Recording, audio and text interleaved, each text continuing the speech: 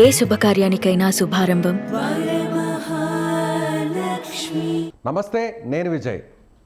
కోల్కతాలో వైద్యురాలపై జరిగినటువంటి అత్యాచార ఘటనపై కొద్దిసేపటి కిందటే ప్రత్యేక న్యాయస్థానం తీర్పునిచ్చింది. జీవిత ఖైదు విధిస్తూ కూడా న్యాయమూర్తి తీర్పునిచ్చారు. అయితే అందరూ కూడా ఉరిశిక్ష వేయాలని డిమాండ్ చేసినప్పటికీ అందుకు అనుగుణంగా కాకుండా వ్యతిరేకంగా ఈ తీర్పు వచ్చిందా? అసలు జనరల్గా చట్టంలో ఈ ఉరిశిక్ష వేసేటువంటి హక్కు, రైట్స్ ఉన్నాయా? దీని గురించి మాట్లాడదాం. మనతో పాటు లైవ్ కాల్లో ఉన్నారు హైకోర్టు అడ్వకేట్ ప్రసన్న గారు. నమస్తే మేడం. నమస్తేనండి. అంటే ఈ కేసును బట్టి చూస్తే, అంటే కేసులో దొరికినటువంటి ఆధారాలను బట్టి చూస్తే ఎవరైతే ఈ సంజయ్ రాయ్ ఉన్నాడో అతనికి విధించినటువంటి శిక్ష కరెక్టే అంటారా? అంటే జనరల్గా పబ్లిక్ పాయింట్ ఆఫ్ వ్యూలో చూస్తే అయితే ఇది on the spot dead punishment ఇవ్వాలి, డెత్ పెనాల్టీ. అదే కోర్టు లా ప్రకారంగా చూస్తే ఇంకా ఎవిడెన్స్ ఇంకా స్ట్రాంగ్గా కావాలి అని చెప్తున్నారు. బట్ మోర్ ఓవర్ ఏంటంటే అయినంతలో ఆయన్నే యాక్సెప్ట్ చేశాడు. పబ్లిక్ ముంగట్నే, అందరి ముంగట్నే నేను చేశాను ఈ క్రైమ్ అనేది యాక్సెప్ట్ చేశాడు. కానీ పర్సన్ యాక్సెప్ట్ చేసినాక కూడా ఇంకా ఏం కావాలి కోర్టుకు అనేది ఇంకా question mark. Even as an అడ్వకేట్గా ఇంకేం కావాలి?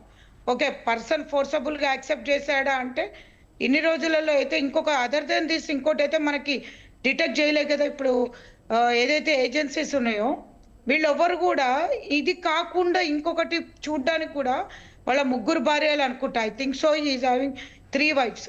అతని గురించి ఆల్రెడీ మనకు చెప్పడం జరిగింది. 3 wives కూడా ఇతను ఒక సాడిస్ట్ మెంటాలిటీ కానీ, అతను చూసే వీడియోస్ కానివ్వండి, అదంటే అతని క్యారెక్టర్ గురించి ఆల్రెడీ మనకు తెలిసింది. ఒక గుడ్ పర్సన్ వెనకాల ఒక ఇట్లాంటిది వచ్చిందంటే it might be an allegation అనుకుంటాం. కానీ ఇక్కడ క్లారిటీ ఉంది ఏంటంటే ఆ పర్సన్ అక్కడ అవైలబుల్ ఉన్నాడు, ఆ పర్సన్ నేను చేశానన్నాడు. కానీ ఈరోజు లైఫ్ ఇంప్రిజన్మెంట్ ఇవ్వడం అనేది ఇంకా ఇది వర్స్ట్ డెసిషన్ అన్నది ఇవ్వాలి. అప్పీల్కి పోతారు అనేది మాత్రము, అప్పీల్కి ఎట్లయినా వెళ్తారు, అది that is secondary. Next step అప్పీల్కి పోవడమే ఉంటుంది కాబట్టి అది ఎట్లయినా వెళ్తారు. కానీ ఇప్పుడు ఏదైతే లోయర్ కోర్టు ఇచ్చిందో ఈ డెసిషన్ అయితే మాత్రము అంటే ఇప్పుడు నెక్స్ట్ ఇంకెవరైనా మాట వాళ్ళని కూర్చోబెట్టి తినిపిస్తున్నారు అనే ఒక సబ్జెక్ట్ తప్పించి ఇంకోట్లేదు. అంటే జనరల్గా ఇవాళ కూడా ఒక తీర్పు వచ్చింది. అంటే ఈరోజే 2 తీర్పులు వచ్చాయి. కోల్కతా ఇష్యూలో వచ్చింది, అలాగే తిరువనంతపురం ఎక్కడైతే కేరళకు సంబంధించినటువంటి ఒక లవ్వర్ని చంపినటువంటి కేసులో ప్రియురాలకి ఉరిశిక్ష వేయడం జరిగింది. అంటే 2 తీర్పులు ఇలా మారడం ఎలా ఉంటుంది, చట్టంలో ఎలా ఉంటుంది అంటారు? అదేనండి, దీంట్లోనేమో మాకు ఇంకా సాక్ష్యం రాలేదు అంటున్నారు. పర్టికులర్ అంటే ప్రాపర్గా మాకు రాలేదంటున్నారు. ఈవెన్ వాళ్ళ అడ్వకేట్స్ అనేది కూడా సబ్జెక్ట్ కొద్దిగా లాంగ్వేజ్ డిఫరెన్స్ ఉంది. ఇప్పుడు వాళ్ళ కలకట్టా లాంగ్వేజ్కి వాళ్ళ అడ్వకేట్స్ మాట్లాడేదానికి ఎగ్జాక్ట్లీ కొద్దిగా మనం కూడా దాని గురించి ఆలోచించాలి. ఏంటంటే జడ్జెస్ వాళ్ళు చెప్పేదాన్ని బట్టి జడ్జెస్కి మేము ప్రొజెక్ట్ చేయలేకపోయామా, ఇంకా అంటే ఈ కేసుని మేము ఇంకా ప్రూవ్ చేయలేకపోయామా, జడ్జెస్ రిసీవింగ్ కరెక్ట్గా తీసుకోలేదా మేము ప్రూవ్ చేసినా కంటే అంటే జడ్జెస్ మీదనే వీళ్ళు ఎలిగేషన్స్ పెట్టడం జరుగుతుంది. ఏంటంటే మేము మంచిగా ఇచ్చినా కానీ జడ్జెస్కి అర్థం కాలేదా, ఇంతకన్నా ఇప్పుడు ఏదైతే ఎవిడెన్స్ మేము ప్రొడ్యూస్ చేసామో అది జడ్జెస్కి ఎందుకు అర్థం కావట్లేదు, ఇంత స్ట్రాంగ్ ఎవిడెన్స్కి మించి ఇంకేం ఎవిడెన్స్ ఉంది అనేది. ఇప్పుడు ఇక్కడ మనకి ఏదైతే ఉందో కలకత్తా దాంట్లో స్టేట్ గవర్నమెంట్ మీద నెగ్లిజెన్స్ అనేది 17 lakhs ఇచ్చారు కదా, ప్లస్ 50,000 పెనాలిటీ. అసలు ఇట్స్ రెడిక్యులస్ జడ్జిమెంట్. ఎందుకంటే 17 lakhs అంటే రేపు పొద్దున 17 కాకపోతే 20 ఇస్తారు, 50 lakhs ఇస్తారు. అది కాదు ఇక్కడ కావాల్సింది. ఇక్కడ డబ్బు, అసలు money is not at all the matter. ఈ కేసులో ఏంటంటే అతనికి ఆమెకు జరిగింది మామూలుగా కాదండి. అసలు నేను చెప్తున్న ఒక హ్యూమన్ బీయింగ్కి మనకు తెలిసి కొన్ని కేసులు మనం చూసాం, కాల్చి చంపేయడము అదంతా. ఇది భయంకరమైన ఒక మనిషి అంటే ఒక క్రూర మృగము ఒక మనిషి మీద అటాక్ చేస్తున్నా అంటే నేను ఒక్కటే అంటానండి, ఈ మాట నేను ఒక అడ్వకేట్గా నేను అనట్లేదు, ఒక మహిళగా అంటున్నాను. ఆ ప్లేస్లో ఉండి జడ్జిమెంట్ ఇచ్చేటప్పుడు మాట్లాడాలండి. అది అనుభవిస్తేనే జడ్జిమెంట్ ఇచ్చే హక్కు ఉందనిపిస్తుంది. అంటే నేను జడ్జిలను అనట్లేదు, జస్ట్ దీని మీద చెప్తున్నా ఏంటంటే ఆ క్రూరమైనది అనుభవిస్తే మనకి తెలుస్తుంది ఏంటంటే ఇంత వర్స్ట్. అంటే అది చెప్పడానికి కూడా భయంకరంగా ఉంది. మనం ఆ అమ్మాయికి జరిగింది గొంతు ఏదైతే మాట రానియకుండా చేశారో అమ్మాయికి పార్ట్స్ అన్నీ కూడా బొక్క, ఈవెన్ బోన్స్తో సహా ఇరిగిపోయాయండి. దీనికి కూడా ఇంకా లైఫ్ ఇంప్రిజన్మెంట్ ఇచ్చి వాడికి తినిపించి జైలర్ అతన్ని చూసుకుంటూ కూర్చోవడము, కోర్టులో ప్రొడ్యూస్ చేయడం, అంటే జడ్జి టైం, అంటే పోలీసుల టైం, అతనికి ఫుడ్ పెట్టడం కూడా వేస్ట్. అట్లాంటిది జడ్జిమెంట్ రావడం అనేది అయితే అసలు చాలా ఫస్ట్. ఇక్కడ డబ్బులు ఎవరు అడిగారండి? డబ్బులు అసలు ఎవరు అడిగారు? కంపెన్సేషన్ స్టేట్ గవర్నమెంట్ నుంచి ఇయ్యమని అంటున్నారు అంటే నెగ్లిజెన్స్. గవర్నమెంట్ పక్క నెగ్లిజెన్స్ ఉంటుందండి. ప్రతి ఒక్క అమ్మలో గవర్నమెంట్ నెగ్లిజెన్స్ ఉంటుంది. ప్రతి స్కూల్లో కానీ, కాలేజీలలో కానివ్వండి, రోడ్డు మీద కానివ్వండి. సేఫ్టీ మెజర్స్ ఏ స్టేట్లో లేదు మన ఇండియాలో. సేఫ్టీ మెజర్స్ ఏ ఇన్స్టిట్యూషన్స్ లో లేదు. దానికి కంపెన్సేషన్ తోటి ఒక హ్యూమన్ బీయింగ్ కి కంపెన్సేషన్ ఎట్లా పెడతారు? ఇది ఇట్స్ నాట్. ఇప్పుడు రోడ్ మీద యాక్సిడెంట్ జరిగిందంటే ఇట్స్ ఎ కంపెన్సేషన్ ఇవ్వమంటారు, ఎందుకంటే it's an accident. There is no mens rea. ఎట్లాంటి ఇంటెన్షన్ లేదు, యాక్సిడెంట్ కి ఒక ఇంటెన్షన్ లేదు, నేను ఒకరిని యాక్సిడెంట్ చేయబోతున్నాను. బట్ ఇక్కడ క్లియర్ గా మెన్స్ రియా ఉంది. నేను ఒక అమ్మాయి అంత క్రూరంగా చేయడం అనేది, అంత అసలు చెప్పాలంటే ఇప్పటికి I think 9 months or 1 year almost అవుతుంది కేసు. ఈ పర్టికల్ ఇవ్వాల్సిన జడ్జిమెంట్ అండి ఫాస్ట్ ట్రాక్ కోర్టులో. What is the meaning of fast track court? ఎవరు ఎస్టాబ్లిష్ చేశారు ఫాస్ట్ ట్రాక్ కోర్ట్స్? అంటే ఈ ఇన్సిడెంట్ ఆగస్టు 8, 9 జరిగింది. ఇప్పుడు ప్రజెంట్ జనవరి 20వ తారీఖు అనుకుంటాం. సో కేవలం ఒక 5 నుంచి 6 నెలల్లోనే తీర్పు వచ్చింది. ఇంత ఫాస్ట్గా గతంలో ఎప్పుడైనా జరిగినటువంటి పరిస్థితులు ఉన్నాయంటారా? Fast track court meaning within 1.5 month లోపల చేయమని మీనింగ్ ఏంటండి? 5 months మీ ఉద్దేశంలో ఇది వరకు. కానీ ఇది వరకు ఫాస్ట్ ట్రాక్ కోర్ట్స్ ఎప్పుడు ఉన్నాయండి? ఎప్పుడు ఎస్టాబ్లిష్? మనకు నిర్భయ అప్పటి నుంచే కదా ఫాస్ట్ ట్రాక్ కోర్ట్స్ పెట్టాలని చెప్పింది. ఎన్ని మంత్స్ లోపల చేయమని చెప్పింది ఇంటరోగేషన్. ఇప్పుడు అప్పీల్ కి పోతే ఎన్ని మంత్స్ అవుతుంది? ఇవాటి రోజు డెత్ పెనాల్టీ ఇచ్చి ఉంటే వీళ్ళు అప్పీల్ కి పోవాల్సిన అవసరం లేదు కదండి. సో మరణశిక్ష వేస్తుంటే మళ్ళీ ఇలాంటివి చేయడానికి ఎవరు కూడా భయపడతారు. సో అలాంటి శిక్ష వేస్తేనే కరెక్ట్ అంటారా?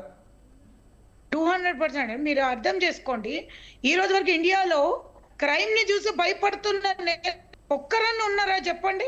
ఇప్పుడు చిన్న పిటి కేసులు ఎట్లయిపోయినాయో, లైక్ థెఫ్ట్ కేసెస్, లేకపోతే రాబరీ, లేకపోతే డకాయిటీ, వాటి కిందకే ఇది కూడా వెళ్ళిపోయింది. తీసుకొని వెళ్ళిపోయారు. దెర్ ఇస్ నో ఎవిడెన్స్ అన్నట్టు, ప్రాపర్ ఎవిడెన్స్ లేదు అన్నట్టు. అంటే అసలు ఇక్కడ ఎంత వర్స్ట్ ఉందంటే, ధర్నాలు చేయడం అనేది ఎందుకు ధర్నాలు చేస్తున్నారండి? అట్లీస్ట్ ఎలివేట్ కావాలి. ఇట్లా క్రైమ్ తగ్గాలి అని దానికి అట్లీస్ట్ ఎలివేషన్లోకి రావాలి. దీని మీద అట్లీస్ట్ గవర్నమెంట్ రియాక్ట్ కావాలనే దాని మీద జనరల్ పబ్లిక్ రియాక్ట్ అవుతున్నారు. జనరల్ పబ్లిక్కే ఇంత రియాక్ట్ అయ్యేసి వాళ్ళ ఫ్యామిలీస్ అన్నీ వదిలేసి రోడ్డు మీదకి వచ్చి ఒక లేడీకి రావాలి అన్నప్పుడు ఎవరిని నమ్ముతున్నారు? న్యాయస్థానాన్ని నమ్ముతున్నారు. అందరూ పబ్లిక్ నమ్మేది ఏంటి? ఒకటే ఏంటంటే దేవుడు. పబ్లిక్కి ఉండేది ఏంటంటే న్యాయస్థానమే దేవుడు. శిక్ష అనేటోడు దేవుడు వచ్చి ఇయ్యడు కదండి, మనకి జడ్జే మనకి దేవుడు. ఒక మహిళా అడ్వకేట్గా చెప్పండి, ఒక మహిళగా చెప్పండి, చాలా దారుణంగా హత్య చేసి చంపారు, అత్యాచారం చేసి. సో అతనికి ఎలాంటి శిక్ష వేస్తుంటే, ఒకవేళ మరణ శిక్ష వేయాలంటున్నారు, అది కూడా ఎలా వేస్తే బాగుంటుంది అంటారు? మళ్ళీ ఇలాంటి ఇన్సిడెంట్ జరగకుండా ఉండాలంటే ఇప్పుడు మాకెన్నో ఉంటాయండి. రోడ్డు మీద ఎక్కడైతే అమ్మాయి జరిగిందో అక్కడే అదే హాస్పిటల్ ప్లేస్లో తీసుకొచ్చి రోడ్డు మీద వాడిని హ్యాండ్ చేయాలనే ఉన్నది ప్రతి ఒక్కరికి ఉంది, కాదనట్లేదు. కానీ as per democratic country constitution ప్రకారంగా అది చెల్లదు కాబట్టి యాజ్ పర్ లా ప్రకారంగానే మీరు చేయండి. లా ప్రకారంగానే వాడికి హ్యాండ్ చేయండి. ఆ దుర్మార్గుడిని తిండి పెట్టి మేపాలంటే ప్రతి ఒక్క ఏమండి దీంట్లో వాడికి పనిష్మెంట్ ఏమొచ్చింది చెప్పండి? మీరు క్లియర్ గా చూడండి. There is no punishment at all. Judgment రాలేదు వాడికి. వాడి ఫేవర్ లో ఏమొచ్చింది చెప్పండి? వాడి ఫేవర్ లో మంచిగా బతికి ఉన్నంత వరకు జైల్లోనే ఉండాలి అనేటువంటి సెక్షన్ వేశారు. తిండి పెట్టి సెక్యూర్డ్ ప్లేస్ లో పెట్టి, అరే బేటా నీకు ఒక రూమ్ ఇస్తున్నాం, తిని మంచిగా ఉండురా అన్నట్టు గవర్నమెంట్ రేప్ చేసిన అతనికి ఫుడ్ పెట్టి బతికిస్తుందా? స్టేట్ గవర్నమెంట్ ఆఫ్టర్ ఆల్ ఏముందండి, 17 lakhs 1 minute లో తీసుకొచ్చి వాళ్ళకి ఫ్యామిలీకి ఇస్తుంది. It's not at all a matter. So ఈ విషయంలో పైకోర్టుకి అప్పీల్ చేస్తే మళ్ళీ ఏమైనా తీర్పు మారే అవకాశం ఉందంటారా? నమ్మకం ఉందంటారా కేసులో ఉన్నటువంటి ఆధారాలను బట్టి? పాపం వాళ్ళ పేరెంట్స్ ఇప్పటికీ ఆల్రెడీ చాలా వరకు హ్యూమిలేట్ అయిపోయి ఉంటారండి. పబ్లిక్ లో కానీ, ఇంట్లో కానీ. ఒక కూతుర్ని పోగొట్టుకొని మంచి చేతికొచ్చిన అమ్మాయి ఒక అడ్వకేట్ వెంబడి తిరిగి, కోట్ల చుట్టూరు తిరిగి, ఒక ఇంట్లో నుంచి ఒక అడ్వకేట్ దగ్గరకు పోయి, మళ్ళీ అక్కడి నుంచి కోర్టుకు పోయి, ఇది ఎంత వాళ్ళకి ఏంటంటే న్యాయస్థానం మీద వాళ్ళకి ఎట్లయిపోతుందంటే ఎక్కడ పోయినా మాకు న్యాయం జరగదు.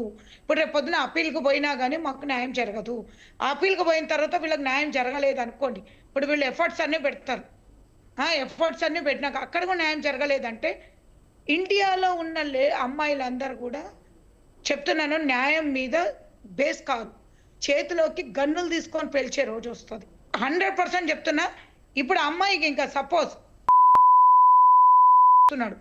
రైట్ టు ప్రొటెక్షన్ కింద అమ్మాయికి ఇంకా అతనికి ఇంకా కాల్చి చంపినాడో కొట్టి చంపిందనో ఏదో అని ఉంటే ఈ పాటికలో అమ్మాయి పరిస్థితి ఏముండేది? జడ్జిమెంట్లలో ఆలోచించండి. అమ్మాయి లైఫ్ ప్రొటెక్ట్ చేసుకోవడానికి అమ్మాయి కష్టపడుతున్న దానికి, ఒకవేళ అక్కడ అమ్మాయి ఒక్కతే ఉంది, చేతిలో ఒక ఆయుధం ఉంది, వాడిని చంపడానికి పోయింది, రేపొద్దున అమ్మాయి ఎట్లాంటి ఎదుర్కొనేది? ఇట్లనే జడ్జిమెంట్ ఉండేదా అమ్మాయికి? అంటే ఇప్పుడు ఎట్లుందంటే జడ్జిమెంట్స్, అమ్మాయిలు మీకు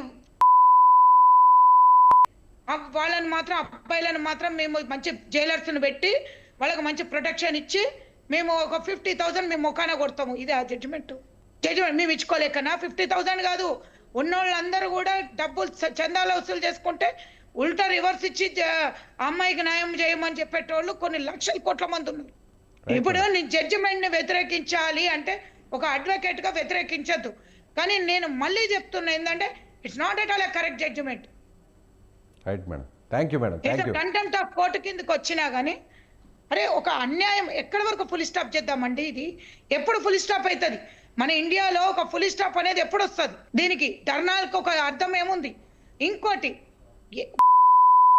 ధర్నా అయిన కేసునే జడ్జిమెంట్ ఇట్లా ఇస్తుంది, అది కూడా మీరు గుర్తించండి.